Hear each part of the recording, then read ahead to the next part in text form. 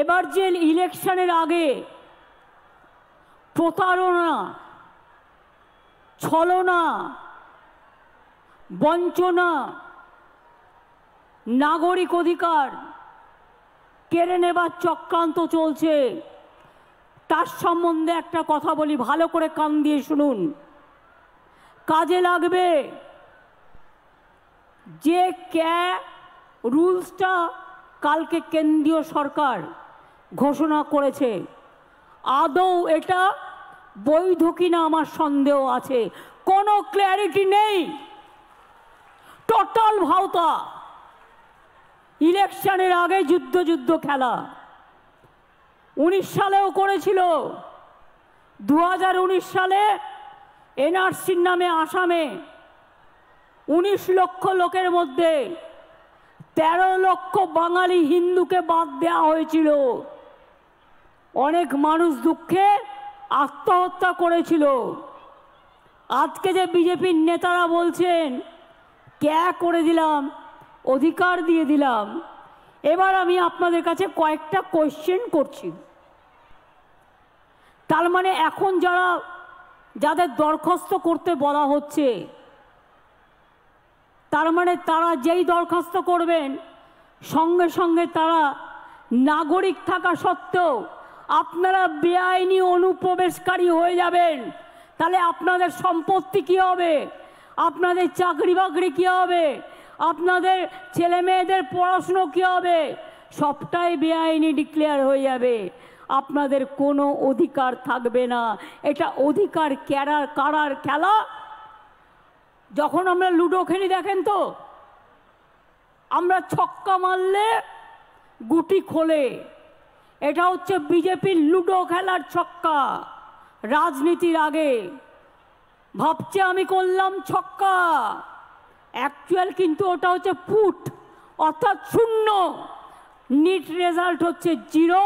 শুধু তাই নয়, আপনারা যেই দরখাস্ত করবেন আপনাদের সব নাগরিকত্ব ক্যান্সেল করে দিয়ে, সব অধিকার ক্যান্সেল করে দিয়ে, এটা এনআরসির সাথে কানেক্টেড, মনে রাখবেন, আপনাদের ডিটেনশন ক্যাম্পে নিয়ে চলে যাওয়া হবে।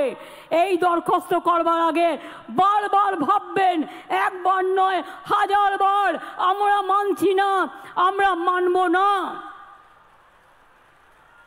একটা মানুষ যদি অধিকার পায় আমি খুশি হব, কিন্তু একটা মানুষ যদি বঞ্চিত হয় তার সামনে দাঁড়িয়ে আমি তাকে শেল্টার দেবো।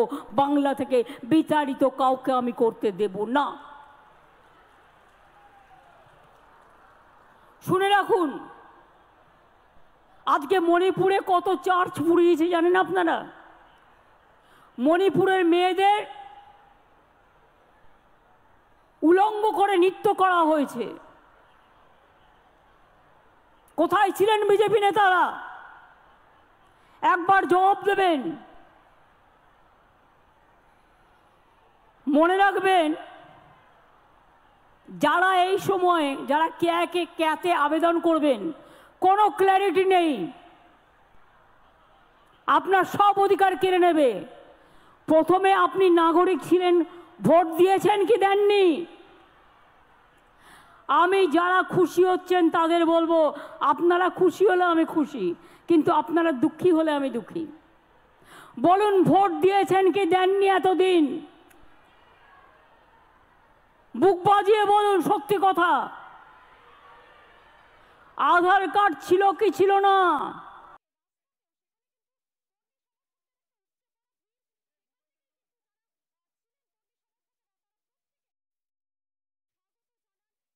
প্রশাসনিক সভা থেকে রীতিমতন সিএএ নিয়ে আরো একবার সুর চড়ালেন এবং সবটাই দোকান আছে কি নেই তাহলে বুঝুন। এই আইনটায় যেই আপনি দরখাস্ত করবেন আপনি অবৈধ নাগরিক হয়ে গেলেন, তার মানে আপনার কোনো অধিকার আর থাকবে না, আপনি ফরেনার্স হয়ে গেলেন। শুনুন, সারা পৃথিবীতে নিয়ম আছে। কোনো রাষ্ট্রে 5 বছর, কোনো রাষ্ট্রে 10 বছর, কোনো রাষ্ট্রে 3 বছর। যদি বাইরে থেকে কেউ আসেও, তারা যদি সেই বছরগুলো সেই রাষ্ট্রে থাকে তারা কিন্তু গ্রিন কার্ড পায়। তারা কিন্তু সিটিজেন কার্ড পায়। এই চালুটা কেন করলেন না? আগে তো ডিএমরা নাগরিকের কার্ড দিত, সেই অধিকার কেড়ে নেওয়া হলো।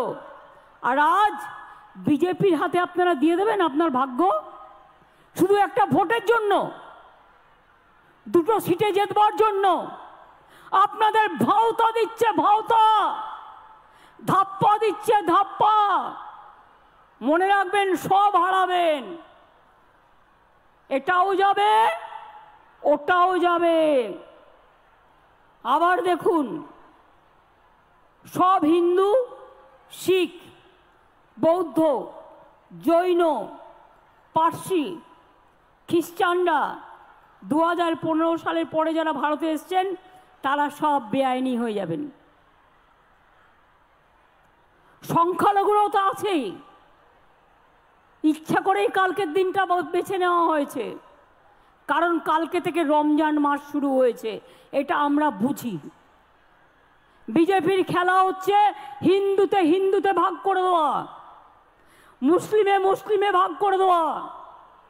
বলুন, আফগানিস্তান কি করে এলো? আফগানিস্তান তো ভারতের বর্ডার নয়, তাহলে মায়ানমার কেন এলো না? এটা তো ভারতের বর্ডার। তাহলে বলুন, যেগুলো ভারতের বর্ডার সেগুলো কিন্তু হলো না, সব কিন্তু রাষ্ট্রহীন হয়ে যাবে। এই এনআরসির সাথে যুক্ত, মনে রাখবেন। এই আইন, আপনি যদি নাগরিক না হন তাহলে সংবিধানের 14 নম্বর ধারা, 21 নম্বর ধারায় সব অধিকার থেকে আপনি বঞ্চিত হবেন কি করে? কোর্টে গেলেও চ্যালেঞ্জ করতে পারবেন না। আপনি তো নাগরিক। শুধুমাত্র 3টি দেশ, আফগানিস্তান, বাংলাদেশ আর পাকিস্তান, আর শুধুমাত্র 6টা ধর্ম, হিন্দু, শিখ, বৌদ্ধ, জৈন, পার্সি আর খ্রিস্ট ধর্ম। মায়ানমার, শ্রীলঙ্কা বাদ, ইসলাম ধর্মও বাদ। এটা ভারতীয় সংবিধানের ধর্ম নিরপেক্ষতার মূলে কঠোর আঘাত করেছে। মনে রাখবেন, এরপরে এর সাথে এনআরসিকে যুক্ত করে দেবে। আপনারা যারা নাগরিক আছেন, এবার বলুন তো একটা ছোট্ট কথা, এরকম অনেক পরিবার আছে, এপার বাংলার সাথে ওপার বাংলার বিয়ে হয়েছে, এখানকার ছেলে ওখানকার মেয়ে, ওখানকার মেয়ে এখানকার ছেলে, তাদের কি হবে? তার মানে মেয়ে বাপের বাড়ি যেতে পারবে না, আসতে পারবে না, আর ছেলে সেও শ্বশুর বাড়ি যেতে পারবে না, সেও রাষ্ট্রহীন হয়ে যাবে।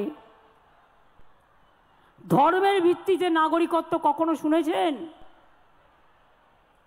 আন্তর্জাতিক কনভেনশন পরিষ্কার বলা আছে, ইউনাইটেড নেশনসে অনুপ্রবেশকারীরা যেন বৈধ কারণ ছাড়া রাষ্ট্রহীন না হয়ে পড়ে। এটা মানবিকতার অপমান। এমনকি শরণার্থীরাও যদি বিপদে পড়ে তার পাশের জায়গায় গিয়ে আশ্রয় নেয়, তাদেরও কিন্তু মানবিকতার খাতিরে তাদের আশ্রয় দিতে সে রাষ্ট্র বাধ্য থাকে। তাহলে বলুন, আমার কন্যাশ্রী যারা আছেন ভাগাভাগি, সে যখন এই আইনে পড়বে, তার 18 বছর বয়স হয়ে গেলে নাগরিকত্ব, তাহলে তো সে কন্যাশ্রী পাবে না, শিক্ষাশ্রী পাবে না, ঐক্যশ্রী পাবে না, মেধাশ্রী পাবে না, বিনা পয়সায় রেশন পাবে না, কৃষক বন্ধু পাবে না, স্বাস্থ্যসাথী পাবে না, লক্ষ্মীর ভাণ্ডার পাবে না, বিধবা ভাতা পাবে না, বার্ধক্য ভাতা পাবে না, কোনো সুযোগ সুবিধা পাবে না। আপনাকে আগে বেআইনি হয়ে যেতে হবে, তারপরে আদৌ আপনি আইনি হবেন কিনা তার কোনো গ্যারেন্টি নেই। তার কারণ এটা একটা ঝুমলা, বিজেপির এটা একটা ঝুমলা। আপনারা মনে রাখবেন, যদি সত্যি কেউ নাগরিক পায়, আমার কোনো দুঃখ নেই, আমি খুশি হব। অধিকারটা ডিএম এর হাতে দিন, যেটা আগে আইন ছিল ডিএম দেখে নেবে যদি কারো অসুবিধে হয়। কিন্তু নিজেদের হাতে রেখে দিয়েছেন কেন?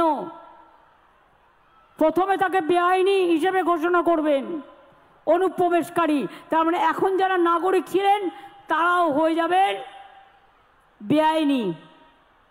এই আইন চালু হলে, আর এই আইন যদি আপনি অ্যাপ্লাই করেন, এর কোনো ক্ল্যারিটি নেই। আমি লিগাল অ্যাডভাইজারদের ওপিনিয়নও নিয়েছি, তারা আমাকে সেম কথা বলেছে, এটা মানুষের ওপর অত্যাচার করবার জন্য, হ্যারাস করবার জন্য, আর 2 সিটে 3টে সিটে ভোটে জেতবার জন্য আপনাদের ভাওতা দেয়া হচ্ছে।